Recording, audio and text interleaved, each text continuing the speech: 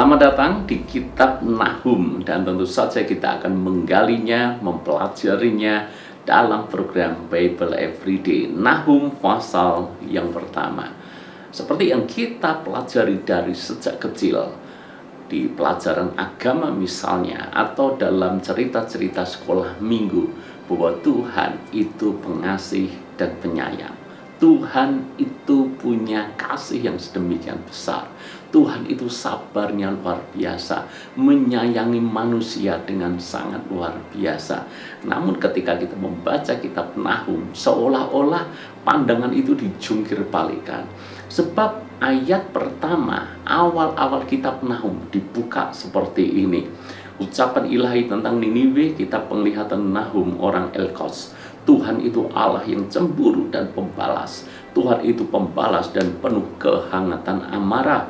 Tuhan itu pembalas kepada para lawannya dan penendam kepada para musuhnya. Jadi seolah-olah kita dibuat terkejut. Belum apa-apa langsung digas demikian rupa bahwa Tuhan itu Allah yang cemburu, Allah yang pembalas. Pembalas tidak cukup, penuh kehangatan amarah. Biasanya kita melihat pancaran yang penuh dengan kasih, namun di sini kita menemukan Tuhan itu penuh dengan kehangatan amarah. Biasanya Tuhan mengampuni, di sini Tuhan membalas. Ayat yang ketiga, Tuhan itu panjang sabar dan besar kuasa, tetapi Ia tidak sekali-kali membebaskan dari hukuman orang yang bersalah. Maka kita sudah menemukan jawabannya, kita menemukan konteksnya.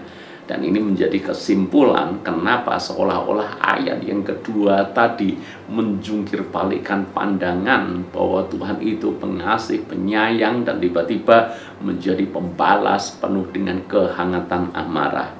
Karena di dalam ayat yang ketiga dikatakan Tuhan itu panjang sabar dan besar kuasa, tapi tidak sekali-kali membebaskan dari hukuman orang yang bersalah.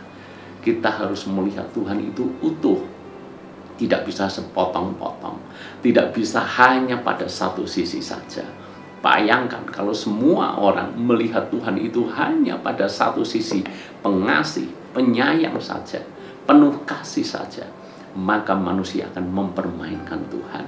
Tuhan yang maha pengampun, maka dengan entengnya kita jatuh dalam dosa, kita minta ampun. Setelah diampuni, jatuh dalam dosa lagi, diampuni lagi karena kita minta ampun, kita jatuh dalam dosa lagi. Entah sampai kapan selesainya, karena kita hanya mengklaim satu pandangan, Tuhan itu maha pengampun.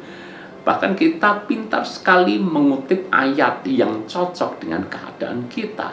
Kita mengutip 1 Yohanes 1 ayat yang ke-9, bahwa Tuhan itu setia dan adil. Dia akan mengampuni segala dosa kita dan menyucikan kita dari segala kejahatan. Maka rajin sekali kita berbuat dosa dan rajin sekali kita minta ampun. Ujung-ujungnya Tuhan dipermainkan. Keadaan umat Israel pada waktu itu juga seperti itu. Mereka berbuat dosa, tapi mereka tetap bertekun dalam dosanya. Karena mereka pikir dengan membawa korban persembahan di hadapan Tuhan, dosa mereka diampuni, dosa mereka diselesaikan. Mereka diberi lembaran yang baru lagi. Lembaran yang baru untuk apa? Untuk mereka coret-coret dengan dosa lagi. Tidak menjadi masalah, karena masih mereka bisa membawa korban persembahan dan mereka akan diampuni. Seterusnya demikian. Maka kitab Nahum ini seolah-olah menjungkir balikan pandangan sesat seperti itu. Tuhan mengatakan dengan jelas, jangan hanya melihat satu sisi Tuhan itu kasih saja, tapi Tuhan itu juga tegas dan adil. Tegas dalam hal apa? Yang salah tetap harus dihukum. Adil dalam hal apa? Memberikan putusan tentang hukuman yang akan menimpa. Tuhan itu panjang sabar dan besar kuasa. Panjang sabar artinya memang Tuhan mengasihi, memang Tuhan mengampuni, tapi jangan manfaatkan itu untuk kita bertekun di dalam dosa, sebab sekali-kali Dia tidak membebaskan hukuman orang yang bersalah. Jadi saudara-saudara, mari kita belajar menghargai Tuhan, tidak mempermainkan Tuhan. Jangan gunakan sifat Tuhan yang penuh kasih, pengampun itu menjadi kesempatan kita untuk berbuat dosa. Memang Tuhan mengasihi dan mengampuni kita, tapi jangan sengaja kita berbuat dosa supaya kita dengan gampang diampuni.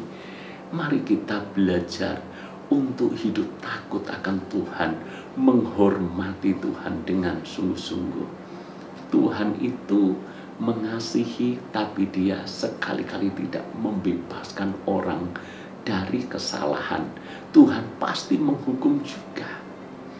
Namun, kalau kita memang minta ampun dengan sungguh-sungguh dan kita tidak mengulang lagi dosa yang sama, bahkan kita mau hidup dalam jalan Tuhan, percayalah Tuhan itu mengampuni kita. Mungkin kita seolah berada di tengah-tengah kubu yang membingungkan. Kalau demikian, apakah itu berarti saya tidak boleh minta ampun? Maksudnya tentu saja bukan demikian. Kita manusia yang masih bisa saja berbuat dosa.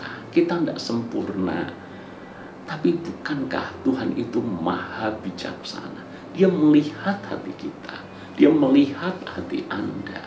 Apakah kita ini sengaja mempermainkan Tuhan dengan jatuh bangun di dalam dosa? Ataukah memang ini bagian daripada kelemahan kita? Memang itu daripada bagian kelemahan kita. Dan kita sedang berjuang untuk kita bisa menang atas sisi kelemahan kita itu. Percayalah Tuhan akan mengampuni. Tidak hanya mengampuni, Tuhan berikan Roh Kudus untuk memberikan kekuatan untuk kita bisa menang atas segala keinginan-keinginan nafsu kita itu. Jadi saudara-saudara, pelajaran di kitab Nahum ini memberikan gambaran yang utuh seperti apa seharusnya kita memandang Tuhan. Bukan mempermainkan Tuhan, dan juga bukan menganggap Tuhan itu seolah-olah kejam penuh amarah sehingga kita takut untuk menghampiri Tuhan. Mari lihat utuh. Tuhan bisa marah, ya, tapi juga Tuhan penuh dengan kasih. Tuhan bisa memukul, ya, tapi juga Tuhan bisa membalut setiap luka-luka kita. Karena memang Tuhan itu pengasih, pengampun, penyayang, tapi Dia juga adil dan tegas di dalam jalan-jalannya. Tuhan berkati.